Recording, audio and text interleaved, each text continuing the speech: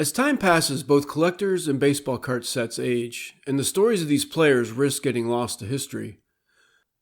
A lot of players are considered commons. Their time in the big leagues was often short and ended a very long time ago. Even if some of us saw these players live, over time our memories fade, and once we are gone, vintage collectors will have lost a tangible connection to the players in these vintage sets. I wanted to both document and bring these players' stories to life using 1973 Topps. 73 Topps is a unique set because of all the action photographs, 98 of them. This is evidence we can use with today's modern research methodology to place these players into an exact moment in the game's history to be documented forever and for future collecting generations. The oldest action shot in the set was taken on Saturday, June 12, 1971, at a game at the Oakland Coliseum. John Ellis, then a first baseman with the Yankees, was arguing a safe call by umpire Ron Luciano in the bottom of the fifth inning. Sal Bando, seen right, got an infield hit to first. The A's won the game 13-3. How do I know this was the game? June 12, 1971 was the only day game in Oakland that John Ellis played in either 1971 or 1972. The best research tool for this type of work is the Baseball Reference website, which has detailed descriptions of each and every game played during this era, including player rosters, uniform numbers, attendance, and play-by-play descriptions of every inning. I also use the Baseball Almanac and the Hall of Fame's uniform database for verification purposes, as well as a host of vintage photographs of the stadiums of that era. What's helpful to understand in decoding these cards is that Topps operated like most of us. They tried to get as much done in as little time as possible.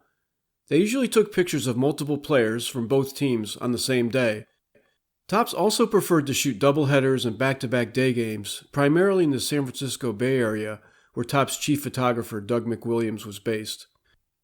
Utilizing clues from the cards, such as the stadium, uniforms, and any other players pictured, I used the online resources to narrow down the number of possible games the photos could have come from.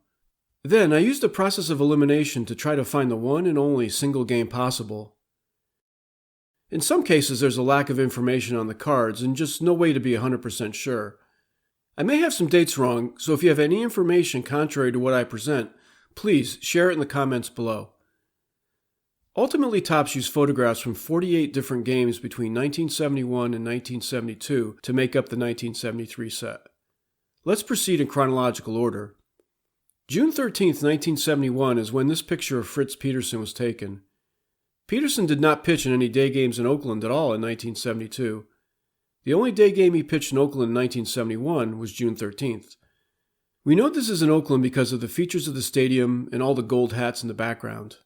According to the New York Times, Sunday, June 13, 1971 was batting helmet day at the Oakland Coliseum.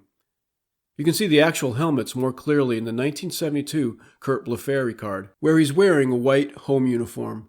The helmets are also visible in the Blue Moon Odom and Reggie Jackson in action cards, taken in the same game.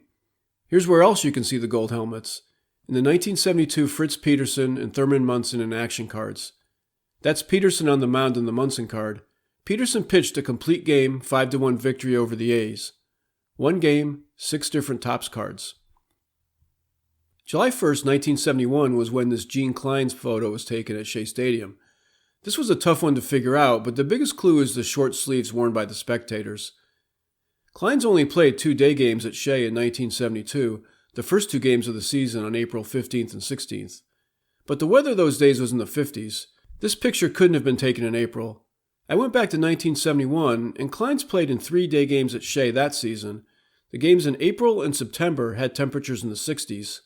The game on July 1st, 1971 was 88 degrees, which is when I believe this photo was taken. Klein's went 1 for 4 with an RBI in a 3-0 Pirates win over the Mets. 3 days later, the 4th of July 1971 is when this photo of Bob Didier was taken. It was the bottom of the 4th inning at Shea Stadium. Cleon Jones had singled, moved to second on a fielder's choice, and attempted to score on a single by Bob Apostamente off Phil Niekro. Jones was thrown out at the plate by right fielder Mike Lum. The Braves won 2-0. That's Jerry Grody with the shin guards who was on deck. The home plate umpire is Jerry Dale. The Dick McAuliffe card doesn't offer a lot of clues, but enough that I believe the photo was taken on July 17, 1971. McAuliffe is wearing a 1971 uniform as the Tigers changed to the double-knit pullover jerseys in 1972. The other Tigers photos taken by Topps for the 1972 set seem to be split between spring training at Joker Marchant Stadium in Lakeland, Florida, and Yankee Stadium, where McAuliffe's photo was taken. But I also found this Tony Taylor card that was taken at the Oakland Coliseum. The background of the McAuliffe card has several other clues to help narrow down the location. First, the seats in the background appear to be a darkish blue, like we also see in the Norm Cash card, and like they had in Oakland, more visible here in the Raleigh Fingers card. The seats at Yankee Stadium were a much lighter blue. Second, to the left of McAuliffe, you can see someone that appears to be wearing a gold shirt sitting at field level. This would match with the ball girls that the A's used to have, like the one seen here in the 1973 World Series. Dick McAuliffe played 3 day games in Oakland in 1971, 2 in April and the third on July 17th. I think the Tony Taylor card narrows it down. Taylor was traded to the Tigers on June 12, 1971, so this picture had to have been taken on July 17th, the only day game in Oakland in 1971 that Tony Taylor was present for. I think that's the day Topps took the McAuliffe photo too. This Dave Concepcion card has a couple of clues. He's wearing a uniform the Reds last wore in 1971 and is taken at Candlestick Park. I worked off the belief that this picture was taken on the same day that Topps also took photos of other Reds players. I went back to the 1972 Topps set, and it shows Concepcion's base card wearing the same distinctive batting glove with the blue emblem on the top of the hand. It was also taken at Candlestick Park. It looks like the photos could have been taken the same day. Then I looked at the 1972 Reds in action cards that were also shot at Candlestick in 1971. I figured these all had to be from the same game. That's usually how Topps shot these. I found the one game that matched every player, the second game of a doubleheader on July 25th. Pat Corrales caught most of the game. Johnny Bench caught the 9th inning. Clay Carroll pitched 2 innings of relief. Hal McRae was 1 for 4 with an RBI. Pete Rose batted left-handed in the 9th inning, with righty Jerry Johnson on the mound, with number 2 Dick Dietz catching for the Giants. And Dave Concepcion played shortstop that game, going 1 for 4 with a run scored in a 5-2 Reds victory. The second game of a doubleheader at Candlestick on August 1st, 1971, was when this Doc Ellis photo was taken. We know it was this date because it was the only day game in San Francisco he pitched in 1971, and a photo from the same shoot was used in his 1972 in action card. It's also very likely that the 1972 Jose Pagan in action with Manny Sanguin in the background was also taken in that same game. I think the first game of that doubleheader on August 1st, 1971 was when the 1972 Roberto Clemente in action was taken. The catcher is Russ Gibson. Gibson and Clemente played in that first game of the doubleheader, but not the second. Clemente went 1 for 4 with 3 RBIs in the first game, including a home run off Juan Marichal. September 18, 1971 is when 2 more player photos were taken for the 1973 set. This Clay Kirby card was number 655 from the final series of the set. I guess Topps didn't have a good image for 1973, so they used one from the same photo shoot as the 1972 in action card. On September 18, 1971, Kirby took a perfect game into the 8th inning, but gave up a leadoff home run to Willie McCovey. He pitched a complete game 1-hitter against the Giants, besting Gaylord Perry 2-1. In the bottom of the 9th inning, the Giants set Jim Ray Hart up to pinch hit for Perry. He flied out to first baseman Nate Colbert. Both of these cards were a real challenge to initially decipher. The trees in the background threw me off, but then I found these old images of Candlestick Park clearly showing there were trees in center field. They were only there for a short time after the stadium was enclosed to start the 1971 season. With Jim Ray Hart, I couldn't identify a Pirates or Padres game in San Francisco in 1972 with a catcher with the number 1 on his uniform. But when I went back to 1971, I found that Bob Barton, the Padres catcher, wore number 1. September 18, 1971 was the only day game in San Francisco in either 1971 or 1972 that Jim Ray Hart and Bob Barton played in together. 5 cards from 1973 Topps were taken from 1972 spring training games. These first 2 were taken on March 4, 1972 at Payne Park in Sarasota, home of the White Sox. The White Sox were the only major league team in 1972 to wear red pinstripe uniforms with a patch on the left sleeve. That's third-string catcher Chuck Brinkman. He hit a 2-run homer off Tom Seaver in the second inning, helping the White Sox win 6-1. Fregosi was 2 for 3. In the Luis Alvarado card, he's pictured with second baseman George Orta. The photographer is on the first base side looking out towards left field. What was initially confusing is that Orta wore number 6 for the White Sox, but this was his first spring training and he was given number 38 then, as you can clearly see on his card. I got a kick out of this newspaper account of George Orta, who had 2 hits in that game. Luis Alvarado had a good game too, going 1 for 2 with a double and 2 RBIs off Seaver. I had always believed the picture on the Roberto Clemente card was taken at Shea Stadium, but I found an article from the Hall of Fame by Bruce Marcuson that says the outfield fence is definitely not from Shea Stadium. And after looking at it, he's right, that's not Shea. This famous photo was actually taken at the Mets spring training home, Al Lang Field in St. Petersburg, Florida, on Thursday, March 9th, 1972. The catcher is Jerry Grody, and the umpire is Terry Tata, who was a call-up umpire and wouldn't be hired by Major League Baseball until the 1973 season. Roberto Clemente went 1 for 3 with a run scored in a 5-4 victory by the Pirates. The key hit was a 2-run triple by Dave Parker in the 8th inning. The photos for 2 other cards were taken at a 1972 Royals spring training game hosting the White Sox. What makes these cards tough to decipher is that the artificial turf and home Royals uniforms might indicate the games were at Royals Park, but the Royals didn't start playing there until 1973. The Mike Andrews card is number 42 in the set, in the first series of 73 tops, meaning that the photo couldn't have been taken in 1973. Complicating things is that Fred Patek did not play any home day games against the White Sox in 1972. We know this is a Royals home game, but it's also not from Kansas City's old municipal stadium where the A's used to play. It never had artificial turf. I found some blog posts online that state that these 2 photos were actually taken at Terry Park in Fort Myers, which did have artificial turf in 1972 when the Royals played there. The Royals and the White Sox played 2 spring training games at Terry Park in 1972. One blog post had a box score from the game on March 12th that confirms that's when these photos were taken. The White Sox player pictured with Patek is Tony Muser, and number 33 of the Royals is Bob Oliver on the Mike Andrews card. Patek went 0 for 4 and Andrews 1 for 5 that day, in a game the White Sox won 5-1. The first game from the 1972 Major League season that was used in 73 tops was taken on May 13th, the Giants at the Mets. The Tommie Agee card shows both second baseman Ken Boswell and right fielder Rusty Staub, along with second base umpire Mel Steiner.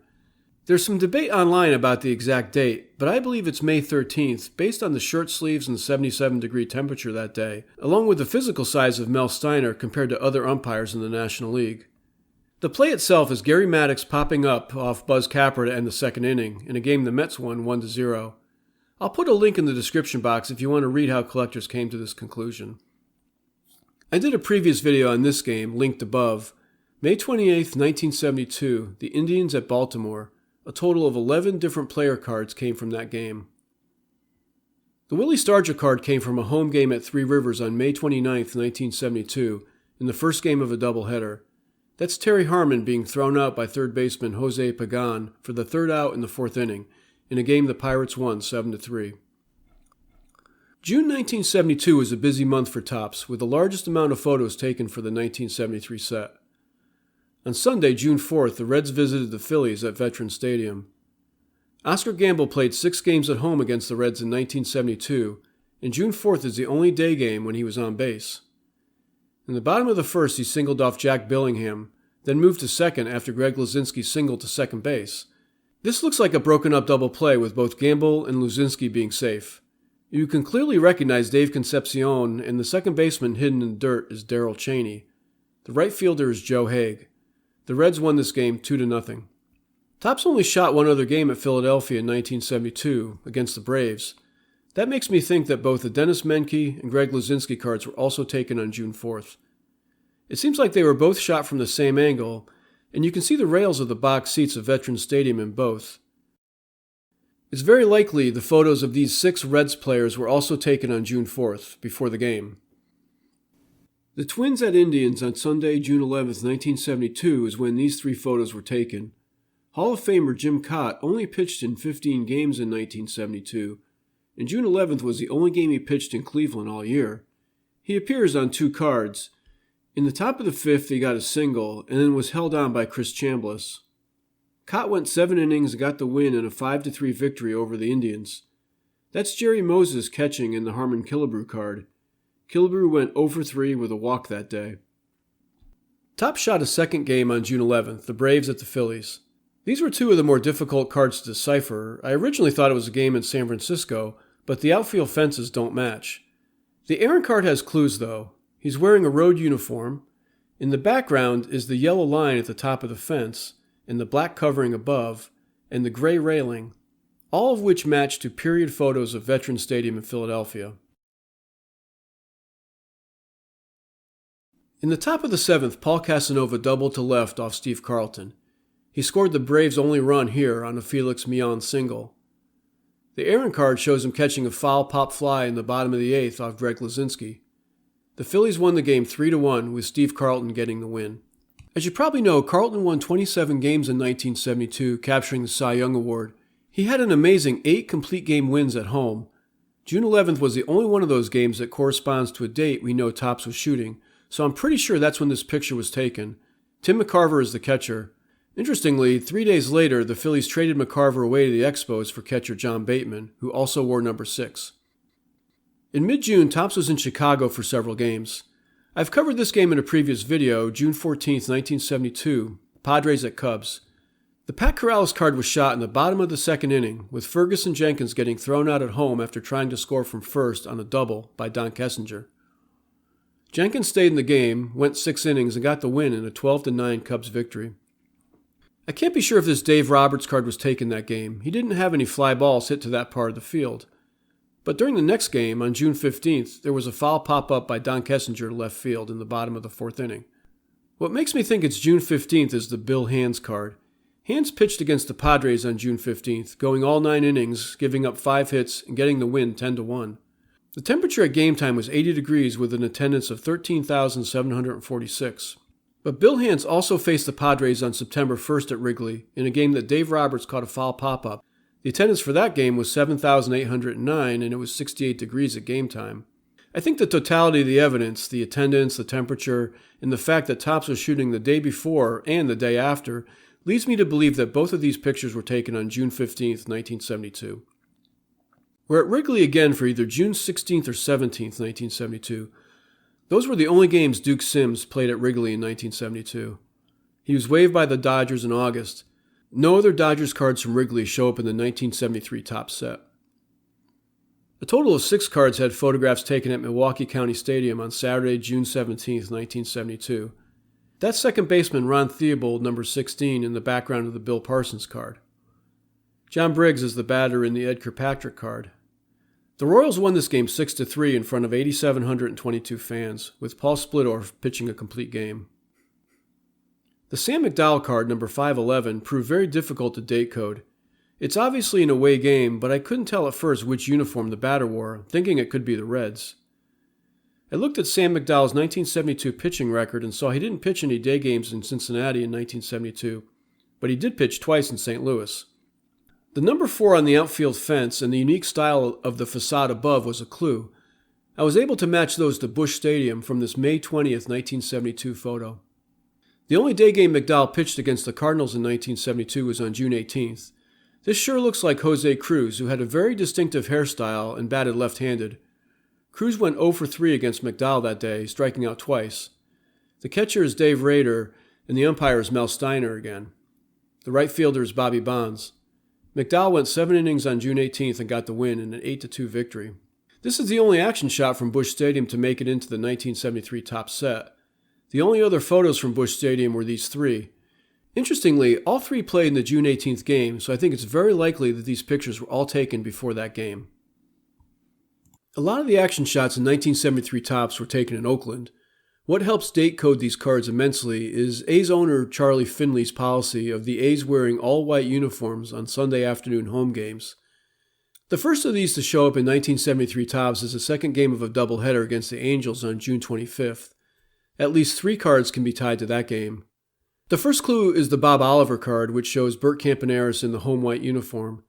The only day games Bob Oliver played in Oakland in 1972 were both games of the doubleheader on June 25th. I think this picture was taken in the second game, in the bottom of the first inning when Campaneris grounded out, third to first.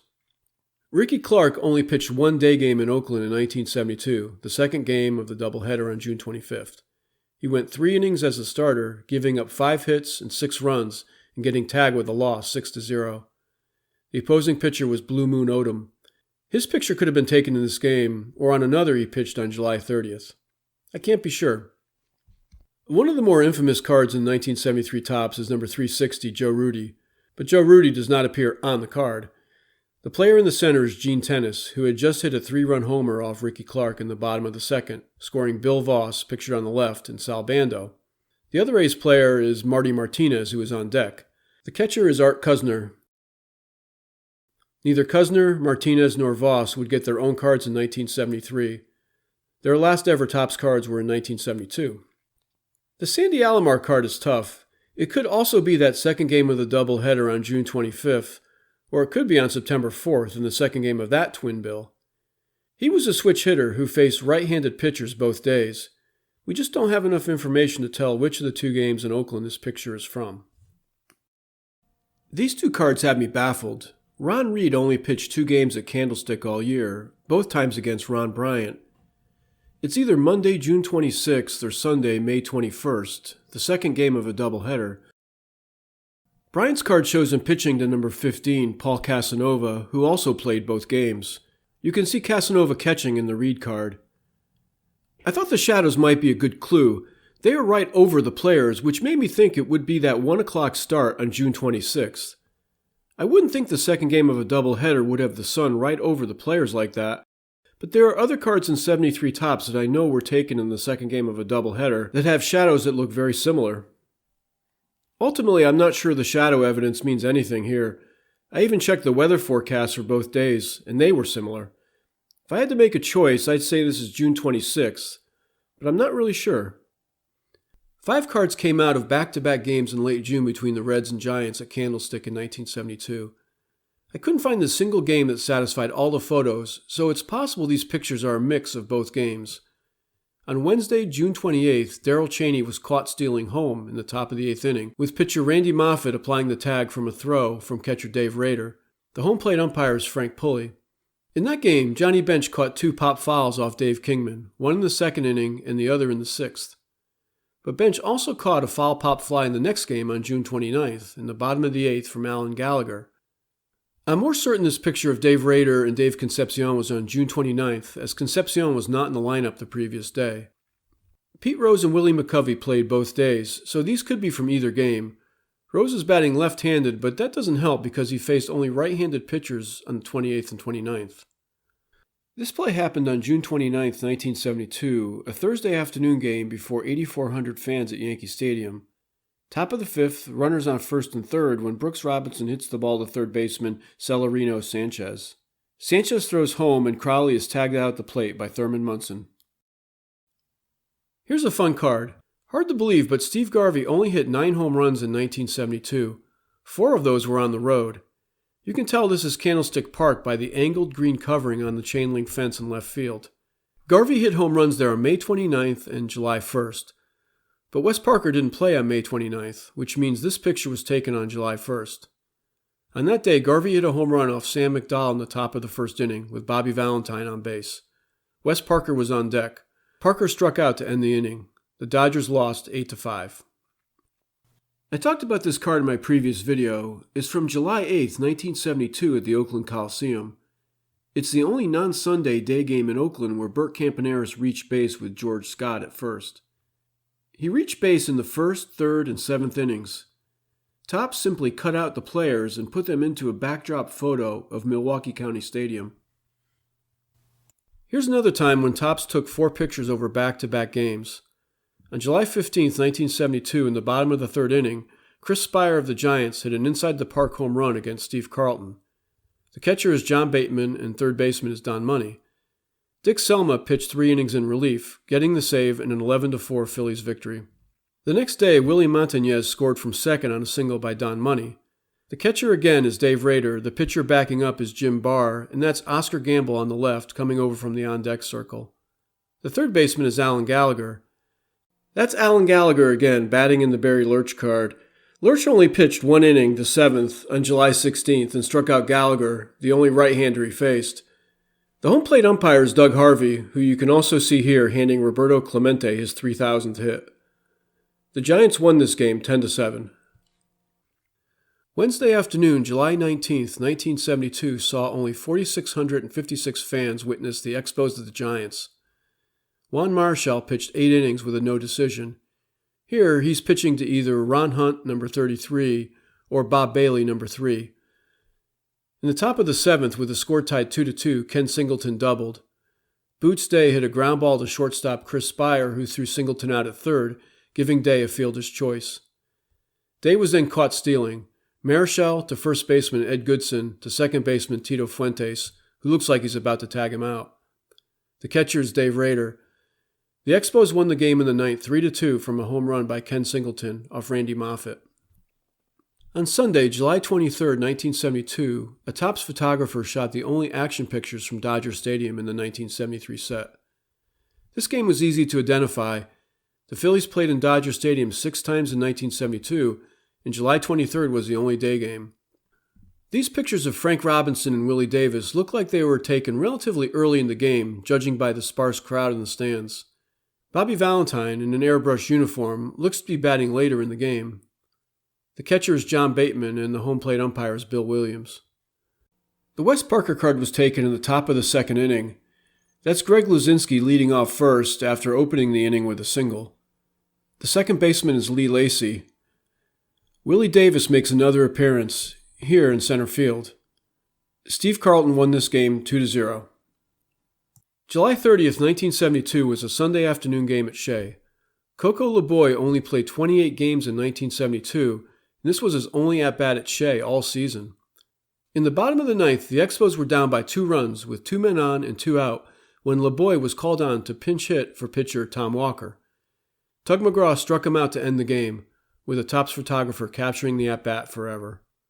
This is another instance where Topps only used 1 photograph from a game, but I suspect they took these other 6 pictures that day too. Sunday, July 30th, 1972 was also the start of a 3-game series in Oakland between the Rangers and A's. These 3 cards came out of the first game of a doubleheader on Sunday. The Rangers started Bosman, who went 5 1/3 innings with a no decision, giving up only 1 run. Lindblad relieved him, going 3 2/3 innings and getting the win in a 2-1 victory. Blue Moon Odom went 8 2/3 innings, getting the loss. Bob Locker only pitched to 1 batter, seen here getting ready to strike out Elliott Maddox in the top of the ninth. The center fielder is Reggie Jackson, done dirty by the Topps art department. I can't be sure the Sal Bando picture came from that first game, but he did hit a double in the second inning, and he's wearing a Sunday home uniform. Bando went 0 for 3 in the second game. The second game of the doubleheader produced these 3 cards. Dave Hamilton was the starter, going 6 2/3 innings in a losing effort. In the top of the first, Dave Nelson led off with a single to center. Here he's pictured just after he stole second. That's second baseman Ted Kubiak standing over him. Nelson then scored on a double by Ted Ford. The Rangers won the game 4-2. Don Stanhouse went 8 innings for the win. The right fielder is Elliott Maddox. Monday, July 31st was the series finale that afternoon. Vida Blue versus Rich Hand. Blue pitched a complete game shutout, winning 2-0. I can't tell who he's pitching to. The Rangers had 4 black players batting right-handed in the game. Here, Rich Hand is pitching the leadoff hitter Bert Campaneris. Hand got the hard luck loss, going 7 1/3 innings, only giving up 1 earned run on 2 hits. This is one of the easiest games to decipher. Both Tom Griffin and Ken Forsch only pitched once at Candlestick Park in 1972, in the second game of a doubleheader on August 6th. Griffin got the start. He's pitching here to either Bobby Bonds or Gary Maddox. In the bottom of the second inning, Tito Fuentes led off with a single to center. He's pictured here after what was scored a pickoff of first base. Griffin to first baseman Lee May to shortstop Roger Metzger, who's underneath Fuentes. The second baseman is Tommy Helms, and the center fielder is Cesar Cedeno. The batter is Ken Henderson. Tom Griffin only lasted 4 innings, giving up 4 runs on 7 hits and getting the loss 6-2. Ken Forsch came on to pitch in the 7th inning, going 2 innings, giving up 1 run and 1 hit. I believe this Jim Wynn card was also taken at that same game, since August 6th was the only Astros game photographed at Candlestick in 1972. 2 days later, the Tigers were visiting Yankee Stadium.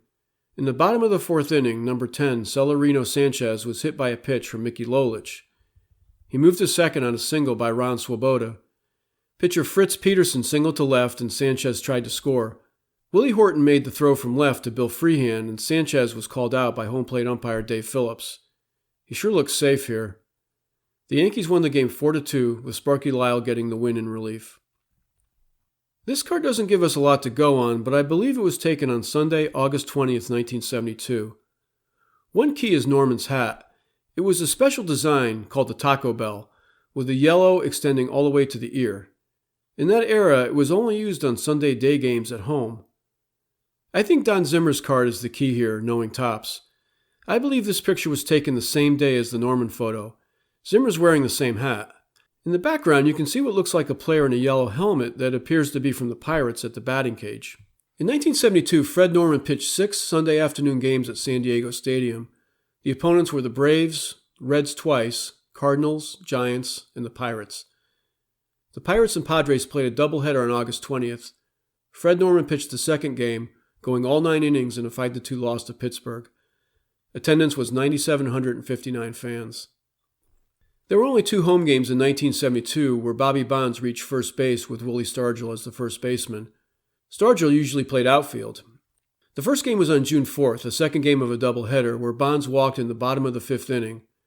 At the time, the Giants were down 6-0, so not exactly a stealing opportunity. On August 23rd, Bonds singled in the first inning of a scoreless game, then stole second. I could see him getting a lead to steal in that scenario, so I believe the evidence points to August 23rd. Gene Michael was a switch hitter, and here he's batting left-handed, so he was facing a right-handed pitcher. The game is clearly at Yankee Stadium. The opposing players could be the White Sox or the Indians, the only American League teams in 1972 with red caps. The emblem on the hat appears to me to have more white in it than the Cleveland C had. I'm going to go with the White Sox here. These 3 White Sox cards were taken at Yankee Stadium as well. Eddie Fisher was only traded to the White Sox on August 17, 1972, so the picture for this card had to have been taken on September 2nd. That was the only day game at Yankee Stadium the White Sox played after he was traded. When I looked up Gene Michael's record for 1972 in Baseball Reference, he had only 1 day game at home against the White Sox where he batted left-handed. On September 2nd, he faced righty Tom Bradley of the White Sox twice, grounding out in the 3rd inning and then hitting a double in the 5th. Bradley got pulled after the 5th inning, and lefty Terry Forrester pitched the rest of the game. Maybe this is Gene Michael hitting that double. I'm going to go out on a limb here and say that the Munson card was also taken on September 2nd. I think it's likely that Topps took this picture on a day when they were shooting other player photos at Yankee Stadium. That covers 4 games, June 29th, August 8th, September 2nd, and September 17th. Notice how Munson is wearing full-length shirt sleeves. On June 29th, he's got half sleeves. On August 8th, the high temperature was 85 degrees. It couldn't be that. September 17th, it was even warmer, 90 degrees. Can't be that game. Notice Gene Michael's shirt sleeves on September 2nd, the same full length. The high that day was 72 degrees. I would say it's most likely the Munson picture was taken on September 2nd when he went 1 for 3 with an RBI in a 2-1 Yankee victory over the White Sox. The only day game Steve Barber played in Oakland in 1972 was in the first game of a doubleheader on Monday, September 4th. He only pitched the 9th inning, giving up no hits. I think the Mike Epstein card was also taken in that first game of the doubleheader on September 4th. Epstein is wearing a gold uniform, so we know the game was not that other Angels game that Topps shot on June 25th. That's Ken Berry of the Angels trying to get back to first. In the first game, Berry walked in the top of the 3rd inning. Notice the shadow under Berry. The sun is right over the top of him, which I think indicates this picture was taken early in the afternoon. Berry got a single in the 8th inning of that game too, but there was a runner on second base already, so I think it's unlikely he would be held on so close by Epstein. In the second game of the doubleheader, Berry singled and was caught stealing in the top of the 5th. Could be that, but I think because of the shadows, it's most likely this picture was taken in the top of the third inning of the first game on September 4th. Davey Johnson played 116 games at second base for the Orioles in 1972, but he only played one game on September 17th at Yankee Stadium. In the bottom of the second, number 24, Felipe Alou led off with a single. Thurman Munson ground into a double play. Shortstop Bobby Grich to Johnson to Poog Powell at first. That's second base umpire Jim Evans giving the out sign. Look at the scoreboard at Yankee Stadium. There were no runs in the game yet. In his next at-bat in the bottom of the fourth, Felipe Alou hit a home run off Dave McNally, so we know the picture on this card was taken in the second inning. The last game from the 1972 season photographed by Topps was this Gaylord Perry card on October 1st. This was the only day game he pitched in Yankee Stadium that season. I was able to match this to Yankee Stadium through these period photos. Old Yankee Stadium has the distinctive gray wall, blue seats, and roof pillar in the stands behind Greg Nettles there. Both Fritz Peterson and Gaylord Perry pitched 11-inning complete games with the Indians winning 2-1. I wasn't able to date code all the action photos in 1973 Topps. There are 3 that just don't have enough details to be sure. The Dick Allen card sure looks to me like it was taken during a game at the Oakland Coliseum. I can see the short gray wall below the fencing for the box seats. Allen only played in 4 day games in Oakland in 1972, 2 games in late May and 2 more in mid-August. There were 3 other White Sox player cards taken at the Coliseum in 1972. A couple of the players were not with the club all season, but there were no dates I could isolate to tell me when the Allen picture was taken. The best I can do is narrow it down to those 4 possible games in the 1972 season. I know these pictures of Dick Green and Reggie Jackson were taken in 1971, the last year the A's wore those button-down vests. But there are a few other clues. With Dick Green, I looked at his errors in Oakland in 1971 and couldn't find anything that corresponded to this play. I also looked at the game from the John Ellis card in June 1971 that I know Topps was shooting at. But Green didn't have any plays like that at second base. I'm really stumped on this one. I left Reggie Jackson for last because it's a card that has puzzled me since I was a kid when I first saw it in the mid-1970s. Without the beard and mustache, it just doesn't look like Reggie to me. This is my scratch pad, trying to eliminate and isolate 1971 games Reggie played in. The best I could do was try to narrow it down to a couple of games, going off the idea that Topps shot other photos that same day. It could be the John Ellis game on June 12, 1971. The uniforms would have matched, and Reggie had a couple of putouts in right field. Then I went through the 1972 set and found this card of Curt Blefary wearing the same uniform Reggie has, with a gold top and gold bill on the cap. The A's only had that style uniform and hat for part of 1970 and all of 1971. Blefary only caught one home day game in 1971 that was not on a Sunday when they wore the white uniforms. The picture for this card was taken on September 6, 1971. Reggie played that day and had a couple of singles hit to him in right field. So I think the Reggie card could be from either June 12th or September 6, 1971, but I just can't prove one over the other. This card is probably the one I'd most like to solve, and the information is just not out there.